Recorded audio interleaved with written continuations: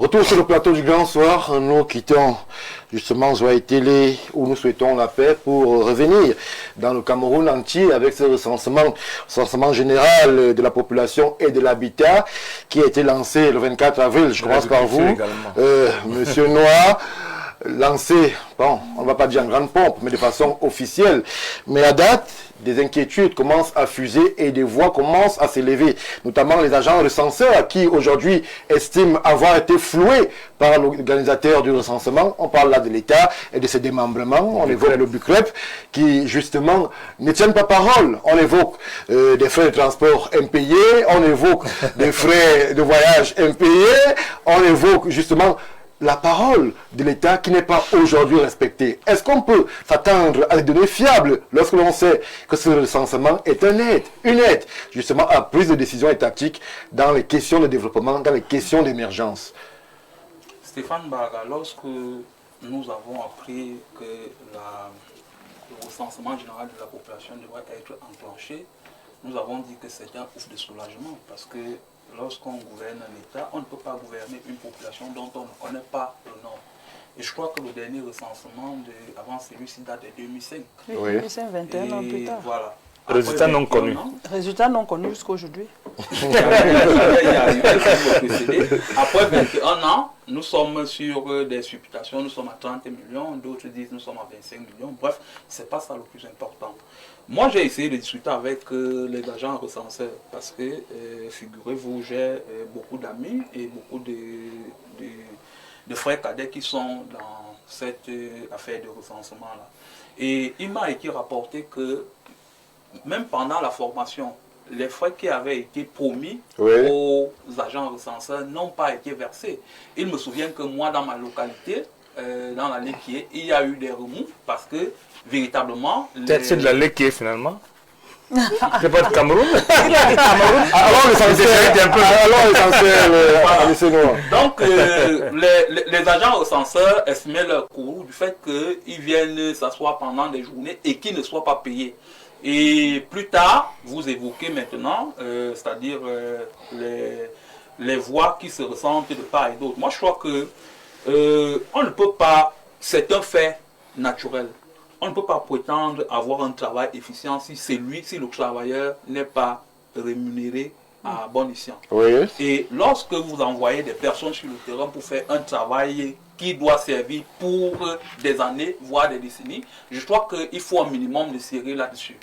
On a annoncé le recensement. Je crois que des fonds ont été mobilisés.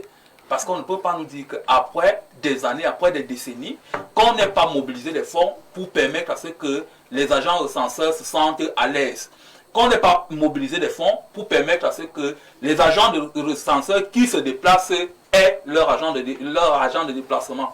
Je crois que c'est un problème qui peut créer une entorse au niveau même, c'est-à-dire des chiffres qui seront annoncés. Et les plateformes comme celle-ci, c'est-à-dire les plateformes de débat, servent aussi à tirer la sonnette d'alarme pour dire à ceux qui sont chargés de régler cette histoire-là. Ce n'est pas tout tard, M. Noah. Lorsqu'on dit 24 avril, nous sommes le 22 mai. Ça fait pratiquement 7 jours bientôt. Ça fait beaucoup de temps que justement... ça doit être arrêté. Non, je suis de ceux qui pensent qu'il n'est jamais trop tard. En 7 jours. Certains diront que c'est peut-être, le dit est peut-être défaitiste.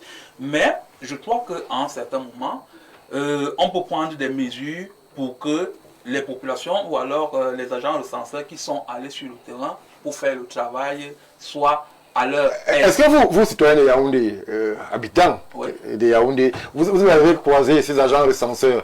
J'avoue de mémoire que moi, résident à Bimassi, moi je n'ai vu personne, que ce soit chez moi, que ce soit chez les voisins.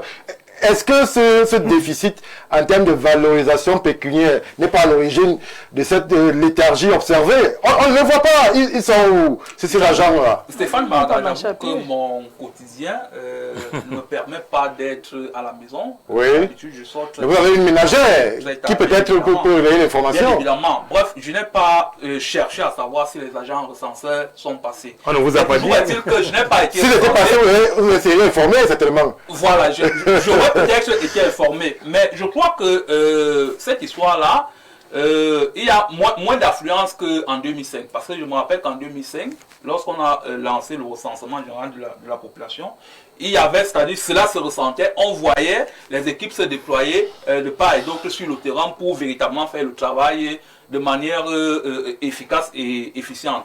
Maintenant, je reviens pour dire que, effectivement, si les agents recenseurs qui sont sur le terrain demandent à être payés, je crois qu'il faut marquer un temps d'arrêt pour que cela soit résolu et que ce recensement aille à son terme et que les chiffres qui seront dévoilés soient des chiffres vraiment réels, pas des chiffres tronqués ou alors des chiffres qui seront galvaudés parce que les agents recenseurs n'ont pas fait le travail qui était censé être fait. Merci, Monsieur Noir, Monsieur le maire Ngoulou. Là, on parle d'une affaire très sérieuse qui risque d'amener à ce que, justement, on se retrouve avec des données nationales. Vous mesurez ça, données nationales biaisées, parce que il peut y avoir des zones entières non recensées du fait du déficit de motivation inhérent, justement, à ces promesses non tenues par l'État du Cameroun. On parle de 1500 journaliers, on parle de 5000 pour les zones rurales et 3000 en zone urbaine, pour permettre à ce que les agents recenseurs soient un tout petit peu plus motivés. Mais à date, il y a quand même de quoi se poser des questions. Pourquoi est-ce qu'ils n'ont pas leur argent? C'est la question qu'ils devraient se poser. Stéphane Baga, vous savez, l'État est sur beaucoup de fonds et l'État a des démembrements. Quand on vous a donné une responsabilité, le BUCREP prépare ce recensement depuis beaucoup de temps. Oui. Il a été chaque fois annoncé et reporté. Et je crois qu'il n'est pas difficile pour un manager de gérer quelque chose qui est budgétisé. Je pense que Madame la directrice s'est projetée. Madame Bernadette Baga. Elle a recensé, elle a le chiffre des agents recenseurs dont elle a besoin. J'ai vu des séances de formation. La première chose qui m'a le plus frappé, c'est qu'en 2005, ils avaient beaucoup de matériel. Je crois qu'ils avaient même le matériel roulant. Ah ouais. Cette fois-ci, il n'y en a pas. Mais ce que je sais, c'est qu'ils ont un matériel technologique de pointe. Il y a quand même des logiciels. Oui, il y a des tablettes. Égale 500. Soyons sérieux. Maintenant, il y a beaucoup de problèmes dans cette affaire. Au Cameroun, chaque fois que quelque chose doit générer de l'argent, les gens mettent des intérêts en jeu. On a parlé au départ des universitaires, des étudiants qui devraient faire ce travail. Moi, j'ai vu des agents recenseurs de plus de 60 ans. Des hommes de cet âge peuvent-ils se déployer sur le terrain toute une journée, à marcher à pied et tout ça? Première question. Chez moi, à Mengan, mais il y a quand même un casse-croûte qui est prévu, monsieur le maire. Ce n'est pas le casse-croûte qui vous fait marcher. Quand vous avez plus de 60 ans, vous avez quand même des problèmes de mobilité. Sauf si vous pensez que quand vous êtes agent recenseur, cette réalité ne s'applique pas. Chez moi, à Mengan, on a été confronté à un autre phénomène. C'est-à-dire, les natifs de mon arrondissement qui ont postulé, d'autres retenus même, ont été remplacés par des gens venant d'autres régions. Or, les natifs connaissent des petits hameaux, des noms et tout. Et c'est eux qui donnaient les informations. Au début de la formation, on leur avait vendu qui seraient des chefs d'équipe. Je crois que c'est comme ça qu'ils appellent leur affaire là. Mais dès que la formation est finie, on a configuré les tablettes avec les noms et tout et tout. Ils ont été automatiquement remplacés comme chefs d'équipe par des gens venant d'ailleurs. De Balmayo. Qui n'ont pas fait la formation. Non, qui étaient formés. Quand on dit chef d'équipe, ça veut dire que c'est toi qui peux identifier ça, c'est l'exemple de Mengan, tous les hameaux autour. Non, il faudrait qu'on comprenne qu'au-delà même de la rémunération, il y a d'autres problèmes fonctionnels qui se posent dans cette affaire-là. Je crois que maintenant, c'est tardif dans les autres régions. Je pense qu'au niveau du département d'Union et Fumo, à Konolinga précisément, les gars ont fait le débrayage 2 jours après le démarrage. Ils sont allés devant la sous-préfecture pour dire que nous ne pouvons pas travailler sans les moyens qui ont été promis.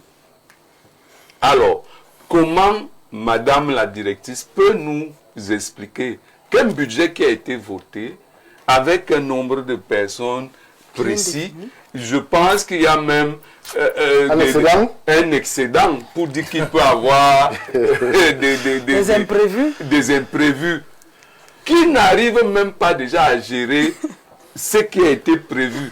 Ce n'est pas des imprévus. Maintenant, quelqu'un a dit que on ne les voit pas. Effectivement, à Yaoundé, nous ne sentons pas. J'avoue que moi je n'avais jamais vu. Moi, je ne sais pas. Et une opération pareille, quelqu'un a parlé de la communication tout à l'heure. Je pense que la communication a été un quoi dans cette affaire. Parce que les gens viennent quand même dans les maisons des gens. Nous sommes à Yaoundé très méfiants. Oui. Pour ceux qui habitent des villas conçus comme Monsieur le maire. Vous n'allez pas aller pénétrer chez Monsieur le maire. Il n'a pas vu à la télé qu'il y aurait des gens qui viendront chez vous, dans les villages. Vous avez évoqué l'acteur principal de ce recensement-là, le BUCREP, avec Madame la directrice. Écoutons-la un moment, si c'est possible, et on revient tout de suite après pour justement continuer à évoquer cette situation assez malheureuse. Il y a eu ces derniers temps, il y a eu les élections présidentielles, il y a eu les élections régionales et maintenant on prépare les élections municipales. La population s'occupe de tout ce qui se passe pendant les élections. Et si on fait le recensement pendant cette période, il faut bien sensibiliser la population. Parce que si on ne sensibilise pas, ils ne vont pas répondre à toutes les questions qu'on va leur poser. Les questions, le questionnaire est déjà assez long parce que on a combiné le questionnaire du recensement de la population et de l'habitat avec le questionnaire de l'agriculture et de l'élevage. Donc le questionnaire est long. Ça va prendre du temps et si on ne les sensibilise pas, ils risquent de ne pas répondre à toutes les questions qu'on va leur poser. Donc, la sensibilisation est très importante pour que les gens puissent nous donner des réponses à tout ce que nous allons leur bombarder. Alors, nous sommes de retour sur le plateau, Régine et Sama. C'est vrai que Madame la directrice essaye de dire qu'il faut sensibiliser. Elle met en avant le fait qu'on est juste à poser le recensement avec recensement à l'habitat, à l'agriculture, à l'élevage. Pourquoi avoir alourdi? Elle-même reconnaît un questionnaire assez lourd qui, justement, serait répulsif aux populations. Pourquoi compliquer les choses alors qu'on aurait pu peut-être les faire plus simplement? Monsieur Stéphane Barga, lorsque vous me posez cette question, je ne sais pas quoi répondre. Parce que je ris souvent de certaines expressions que je vois sur la toile quand les jeunes disent « le pays ici a traversé le remède ». Sincèrement. Ou alors le pays ici c'est devenu un prank. Il faut le vendre, on se partage. On se partage. Non, c'est vraiment... Parce qu'il faut à un moment donné que nos gens, là, nos dirigeants, arrêtent un peu avec la bureaucratie exacerbée. Là. Ils sont assis dans leur bureau, carrément. Ils lancent un truc, elle lance un recensement. Elle-même n'est même pas sur le terrain. Il n'y a même pas le suivi. Je ne sais pas si elle se pose des questions. Après, ils viennent. Vous avez parlé des statistiques biaisées. Avec les zones non recensées. Moi, je n'ai pas été recensée. Je ne sais pas si on a recensé mes voisins ou pas. Mais moi, je n'ai pas été recensée. Alors que je passe la plupart de mon temps à la maison. Je vais peut-être à mon activité dans l'après-midi. Et même quand j'y vais le matin, je rentre dans l'après-midi. Je n'ai pas été recensée. Il faut que nos dirigeants... Je n'ai peut-être demain. Ou alors ils sont passés, tout à l'heure là quand je suis sortie. Il faut que nos dirigeants arrêtent un temps soit peu de se moquer des populations. Parce que c'est entre autres tout ça qui crée toutes ces frustrations auxquelles nous assistons là aujourd'hui.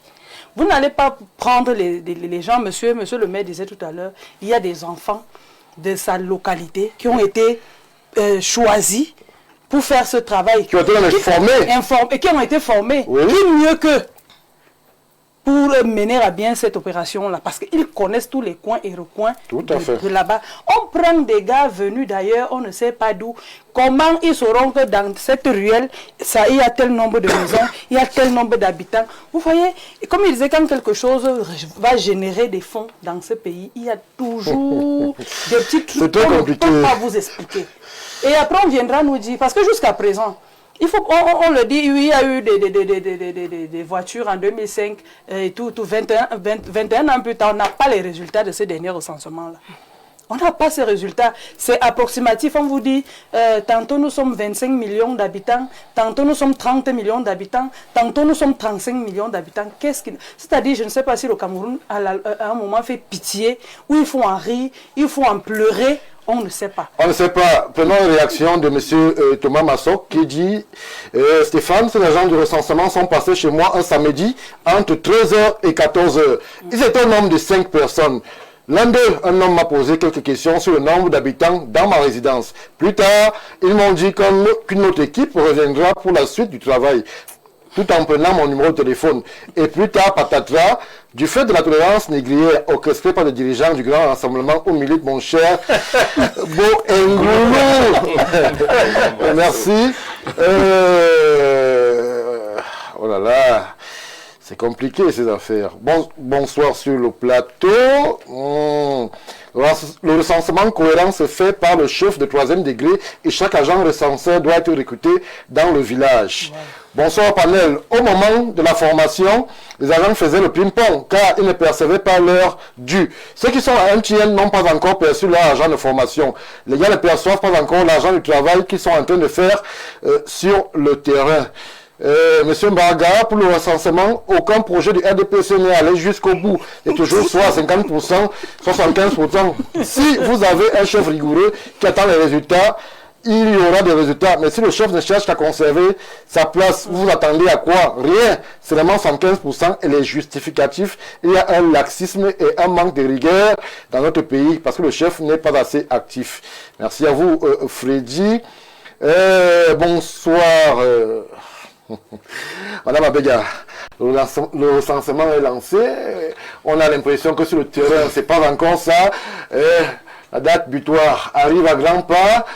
On parle de zones non couvertes, on parle de recenseurs non rémunérés, cafouillage, flou artistique, on parle d'une communication assez équivoque. On pourrait même évoquer Madame Pierrette Minkwaché, c'est la CELCOM, cellule de communication du BUCREP, qui aurait pu aussi justement venir à Info TV pour justement communiquer sur la question. En fait, lorsque vous agrégez tous ces manquements-là, on a l'impression véritablement que rien de bon pourrait, on va mettre le grand conditionnel, ne sortir de cette affaire. Je suis d'autant plus amusée que ma soeur, quoi.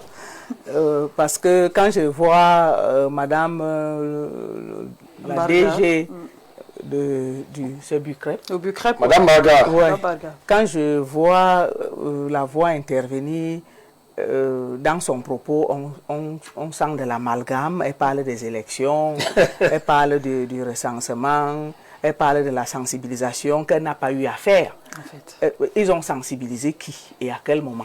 Ou alors elle a sensibilisé lors de son interview. Dans notre pays, tant qu'il n'y aura pas la rigueur sur la redevabilité, les gens doivent rendre compte. Quand on te confie une mission, tu es libre de dire « je ne peux pas ». Et on te remplace par une autre personne. Ou alors si tu acceptes... Est-ce que le BUCREP a eu les moyens de sa mission? Je ne sais pas si elle a... Je ne travaille pas là-bas. Pourquoi elle a lancé? Il y a un premier recensement qu'on a voulu lancer. Je ne sais pas si ça fait 10 ans aujourd'hui. Oui. Qui avait raté. Pas celui qui a été réalisé. Voilà, il y a un recensement qu'on a voulu lancer à un certain moment là qui avait raté. Donc, quand elle vient devant les micros dire que la sensibilisation là est passée où nous sommes dans un pays où il y a la structure, il y a les chefferies traditionnelles, il y a les chefs de bloc dans les grandes villes, il y a dans les villages les chefferies de 1er, 2e, 3e degré. Oui. Ils ont sensibilisé à quel niveau? à quel niveau est-ce qu'ils ont sensibilisé? Et qui sont les agents recenseurs? Je lisais une chronique que Serge Alain Autour m'a envoyé il y a de cela 2 jours d'un agent recenseur d'un banco, je sais pas, il s'appelle Manga Jean Victor, qui a fait une longue chronique pour dénoncer l'état de ce recensement.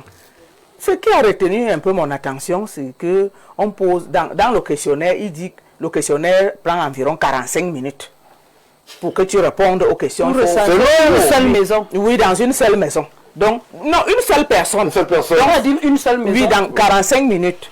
Donc, si nous sommes 5 dans la maison, chacun va répondre pendant 45 minutes. On te pose même la question de savoir si tu as fait les avortements, combien d'avortements est-ce que tu as eu. Mais ça, c'est fou. On va aussi recenser les enfants. Oui, donc il y a tout ça. Et puis maintenant, quand on vient parler, on dit recensement général de la population. À côté, on vient greffer le recensement général de l'agriculture, et de l'élevage. Qu'est-ce que ça? Et il y a un projet qui s'appelle, je ne sais pas s'il existe encore, qui s'est appelé à un moment recensement général de l'agriculture et de l'élevage, qui n'a toujours pas produit, on n'a jamais eu le rapport de ce recensement général de l'agriculture et de l'élevage. Pourquoi venir associer les deux jusqu'au point de poser la question de savoir aux gens si elles ont avorté, combien d'avortements vous avez. Ça sort d'où? Un questionnaire de 45 minutes, moi je ne peux pas accepter qu'on me prenne 45 minutes de ma journée parce que je vais répondre aux questions bêtes. Qu'est-ce que ce formulaire, je crois que c'est, je ne sais pas si c'est 6 pages ou c'est 10 pages, c'est pour faire quoi? C'est pour rechercher quoi? Donc il y a cet art-là. Il faut qu'il y ait des mesures. On a créé au Cameroun le tribunal criminel spécial. Il faut que les gens répondent de leurs actes. Quand vous avez échoué, vous devez répondre. Cette femme a échoué. Merci. Monsieur le maire, en 2 minutes, le temps est quasiment achevé. Je suis très embêté parce que je n'ai pas l'habitude de critiquer ceux qui sont en poste. Mais moi, je suis une fabrication du privé. Hein. Nous, au privé, on vous confie une mission, on vous donne les moyens. D'abord, vous acceptez ou pas? L'impression que j'ai... D'abord, il faut dire ce que c'est que le recensement. Le Cameroun aurait pu faire le meilleur recensement du monde. C'est-à-dire, celle qui recense des activités. Parce qu'en fait, quand on dit agriculture et machin, c'est des activités qu'il faut recenser. Savoir ce que les Camerounais font, de quoi ils vivent, où ils habitent, et combien ils sont.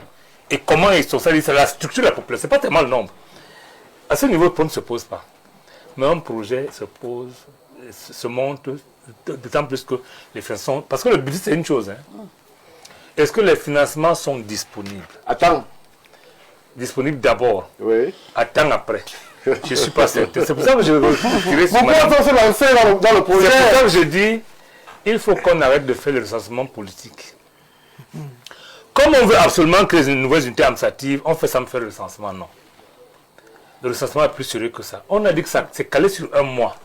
Est-ce qu'avant de demander tous les dispositifs étaient nécessaires? C'est Van Baga.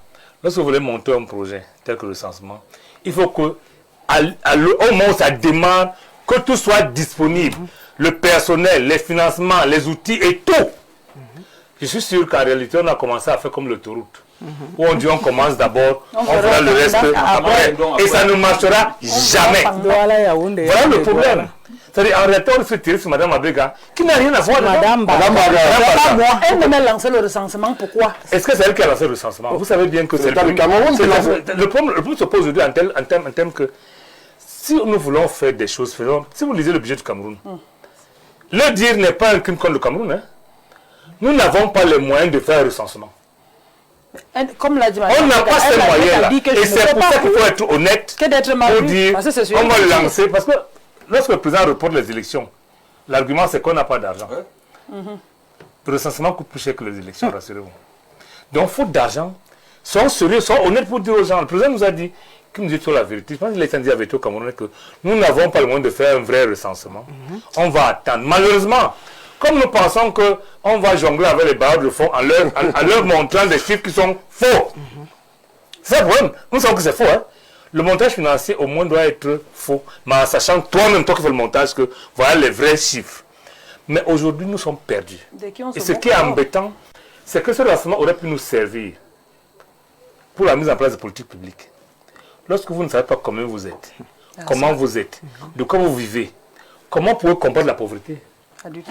Donc on est arrivé là et je dis, c'est malheureux, vivement que ce projet qui a déjà échoué, Non, ça a échoué. Ça va finir dans une semaine. Moi, je ne sais pas si on a recensé quelque part. Il vaut mieux qu'on s'arrête maintenant. Et qu'on recommence lorsque nous sommes prêts. Merci, monsieur le maire. On va dire bonsoir au docteur Julien Nguéné, qui lui aussi s'inquiète par rapport à ce qui est fait. Moi, je veux réitérer le message au Bucrep, à madame Binkwaché, à madame Baga. Madame Baga, Info TV est prêt à vous accueillir justement pour communiquer sur ce moment important de la vie de la nation en recensement pour qu'on sache combien nous sommes au Cameroun. Monsieur le maire déclare que l'affaire est perdue. Moi, je veux dire, nous sommes prêts à vous écouter et justement à vous faire parler pour qu'on puisse savoir véritablement de quoi est-ce qu'il en résulte. Je vais vous remercier, chers messieurs, chères dames, de nous avoir accompagnés durant ces 1h52 de direct sur Info TV. Vous ne bougez pas, dans 8 minutes. Top chrono, c'est l'information en langue de Shakespeare qui vous sera servi. Mimi Chobo est déjà dans les loges, justement pour ce grand moment d'actualité. 20h, Théophile Vianney-Billa, lui aussi sera de la partie, justement pour les informations du Cameroun. Ne manquez pas vos grands moments du week-end avec justement Libre Expression, 11h30. Dimanche, Jean-Jacques Zé sera là pour le grand débrief de l'actualité avec des invités, bien évidemment, vous en avez l'habitude, triés sur le volet. Quant à nous, on va se dire au revoir et très certainement sur les mêmes antennes avec le même bonheur. Bon et excellent début de semaine.